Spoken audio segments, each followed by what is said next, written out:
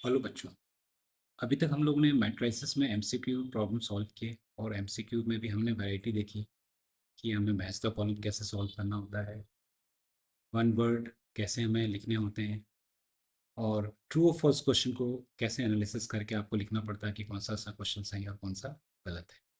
तो इसी सीरीज़ में मैंने 2024 जनवरी शिफ्ट वन का जेई का क्वेश्चन लेके आया हूँ मैं। क्वेश्चन नंबर 3 है। और जैसा बोलते हैं कि मैथमेटिक्स में जो जेई का पेपर होता है वो थोड़ा सा आ, क्या ना कैलकुलेटिव होता है और लेंदी होता है, मतलब कैलकुलेशंस बहुत हैं। तो देखिए मैट्राइसिस में किस तरह का प्रॉब्लम्स है और वीडियो को पॉज करिए और इसको आप सॉल्व करने की कोशिश करिए और फिर सॉल्विंग के बाद आप मेरे साथ देखिए कि किस पॉइंट पे क्या गड़बड़ हुई या आंसर आपका करेक्ट है या नहीं है। तो मैं क्वेश्चन रीड करता हूँ। मुझे गिवन है कि let A equals to 2 0 1 1 1 0 1 0 1। B एक मैट्रिक्स है मेरा, B1 B2 B3, और ये इन्फॉर्मेशन है कि B1 B2 B3 कैसे हैं, कॉलम मैट्रिक्स हैं। और मुझे A इंटू B1 जब मल्टीप्लाई करूँगा तो मुझे गिवन कंडीशन है 1 0 0, और A B2 है 2 3 0, और A B3 है 3 2 1, और अल्फ़ा है मॉडुलस ऑफ बी। और जहाँ पे beta is the sum of all the diagonal elements of B, एक ही जो बी आप फाइंड आउट करेंगे उनके डायगोनल्स का सम, और फिर जो वैल्यूज आएगी उसमें आपको alpha cube plus beta cube की वैल्यू निकालनी है। तो चलिए जल्दी से सॉल्व करते हैं हम लोग। पहले ले लें मैं यहाँ पे A B1। तो ए मैट्रिक्स मुझे गिवन है 2 0 1 1 1 0 1 0 1। और यहाँ पे B1 में कॉलम मैट्रिक्स ले लेता हूँ, सपोज X1 Y1 Z1। और आपके पास जो आउटपुट है वो दिया हुआ है 1 0 0 के। अब आपको मालूम है कि मुझे दो मैट्रिक्स का मल्टीप्लिकेशन करना है। मल्टीप्लिकेशन का रूल है पहले मैट्रिक्स का रो दूसरे मैट्रिक्स के पहले कॉलम से मल्टीप्लाई करना है।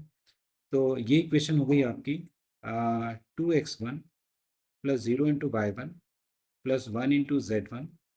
सेकेंड रो को इसी तरह से मल्टीप्लाई करें तो 1 into x1 1 into Y1 plus 0 into Z1।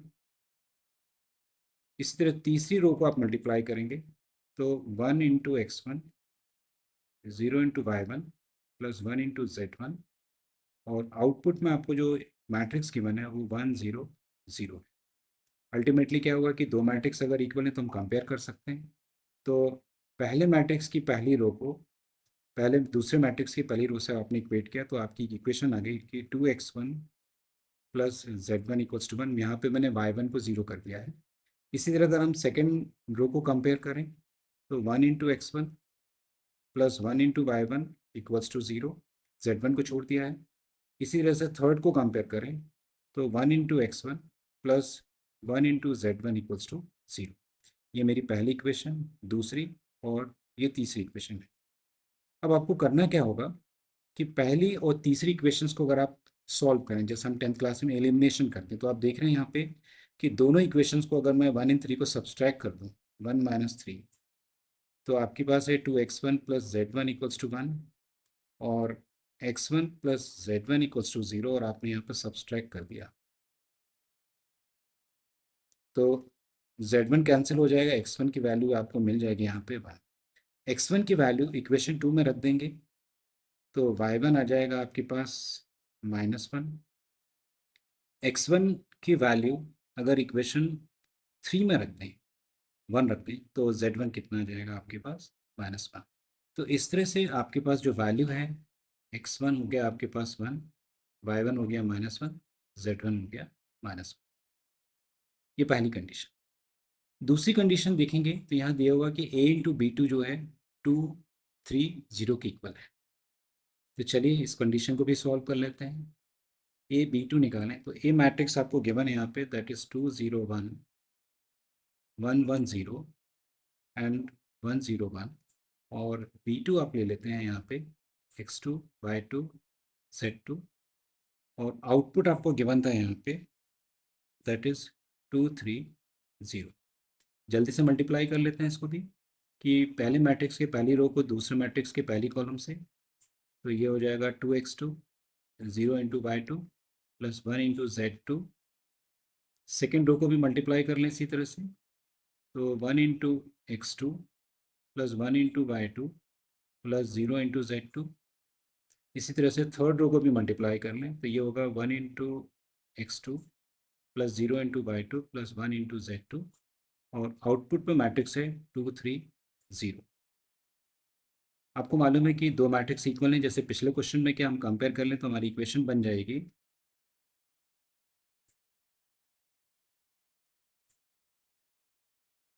कि 2x2 प्लस z2 = 2, ये पहली इक्वेशन। दूसरी इक्वेशन हो जाएगी x2 प्लस y2 = 3, ये मेरी दूसरी इक्वेशन। और तीसरी इक्वेशन हो जाएगी कि x2 प्लस z2 = 0। अब जैसे पिछले वाले क्वेश्चन में क्या वैसे ही करना है कि इक्वेशन 1 को अगर मैं 3 से माइनस करूँ तो आप देखेंगे 2x2 प्लस z2 = 2 है और x2 प्लस z2 = 0, और आपने यहाँ पे सब्सट्रैक्ट कर दिया, मतलब साइन को चेंज करना आपको, z2 कैंसिल हो गया तो x2 की वैल्यू आपको 2 मिल जाएगी। x2 की वैल्यू 2 अगर इक्वेशन 2 में रखेंगे तो y2 मिल जाएगा आपके पास 1, और इक्वेशन 3 में अगर 2 रखेंगे तो z2 मिल जाएगा आपको -2। तो आपकी इस तरह से वैल्यू हो जाएगी x2 दैट इज़ 2, y2 हो गया 1 एंड z2 कितना हो गया -2। इसी तरह से हम इसकी तीसरी कंडीशन को अप्लाई कर दें कि अगर हम AB3 निकालें तो ये वैल्यू हो जानी चाहिए 3 to 1 के इक्वल।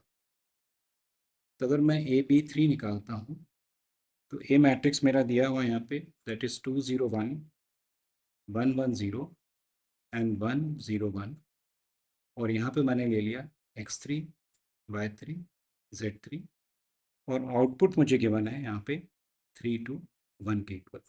जल्दी से मल्टीप्लाई कर दें इसमें हम लोग कि पहले मैट्रिक्स की पहली रो को दूसरे मैट्रिक्स के पहले कॉलम से, तो ये वैल्यू हो जाएगी 2x3 plus 0 × y3 plus 1 × z3 equals to. इस तरह हम अगर हम सेकेंड रो को मल्टीप्लाई करें तो 1 × x3 plus 1 × y3 plus 0 × z3। इसी तरह से अगर हम तीसरी रो को मल्टीप्लाई कर दें तो 1 × x3 plus 0 × y3 plus 1 × z3, और आउटपुट में मैट्रिक्स गिवन था 3 to 1, और लेफ्ट हैंड साइड में मैट्रिक्स है। फिर से वही कंडीशन कि दोनों मैट्रिक्स को अगर हम कंपेयर कर दें तो कंपेयर करने पर हमारे जो पहले मैट्रिक्स का जो पहला एलिमेंट होगा दूसरे मैट्रिक्स के पहले एलिमेंट से इक्वेट, तो जल्दी से इक्वेट कर लें तो ये हो जाएगा 2x3 प्लस z3 = 3 और x3 plus y3 = 2 and x3 plus z3 = 1। तो ये भी इक्वेशन 1 2 3। फिर से आप यहाँ पे 1 - 3 करिए तो 2x3 को प्लस z3 = 3 को आप माइनस करिए x3 प्लस z3 = 1 से। सिंपल सब्सट्रैक्ट किया आपने, साइन चेंज करना आपको, z3 कट गया तो x3 की वैल्यू 2 आ गई। x3 की वैल्यू इक्वेशन 2 में रखेंगे तो y3 हो जाएगा आपका 0, क्योंकि 2 - 2 0, और x3 की वैल्यू अगर 2 इक्वेशन 3 में रखेंगे तो z3 हो जाएगा आपके पास -1। तो इस तरह से आपको x3 मिल गया 2, y3 मिल गया 0 और z3 मिल गया -1। तो जल्दी से हम अपने बी मैट्रिक्स को बना लें। तो आप देखेंगे कि यहाँ पे सबसे शुरू में जब आपने सॉल्व किया था तो कहीं आपको x1 y1 z1 की वैल्यू मिली थी। वो वैल्यू थी आपके पास 1 -1 1 -1 -1, और आपने अभी x2 y2 z2 निकाला था, वो वैल्यू थी 2 1 -2 2 1 -2, और x3 y3 हमने निकाला अभी वैल्यू x3 y3 z3 की, तो वैल्यू थी हमारे पास 2 0 और -1।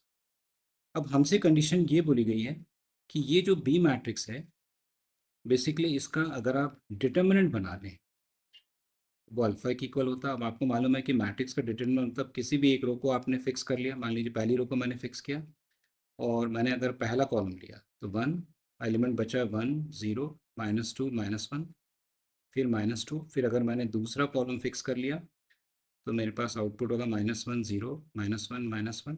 इसी तरह से अगर मैंने तीसरा कॉलम फिक्स किया तो आउटपुट में जो मैट्रिक्स बचेगा -1 1 -1 -2, और इसकी वैल्यू अगर हम लोग सॉल्व कर लें तो 1 यहाँ 1 × -1 -1 -2 × 0 0 प्लस 0 -2, ये हो जाएगा 1 -1 × 0 प्लस 0 और 2 आ गया, यहाँ पे आ जाएगा -1 इंटू -2 2 और -1 इंटू माइनस करेंगे तो ये हो जाएगा +1।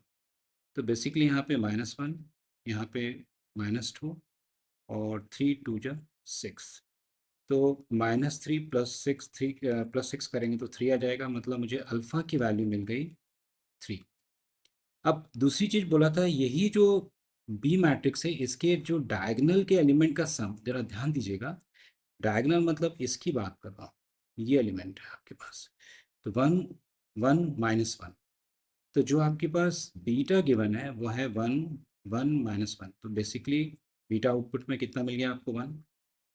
अब मुझे जल्दी से सॉल्व करना है इक्वेशन, क्योंकि कंडीशन मुझे निकालनी था alpha cube plus beta cube की। तो अल्फ़ा क्यूब 3 का क्यूब और प्लस 1 का क्यूब, तो 3 का क्यूब 27 प्लस 1 का क्यूब 1, तो आंसर कितना आ जाएगा 28।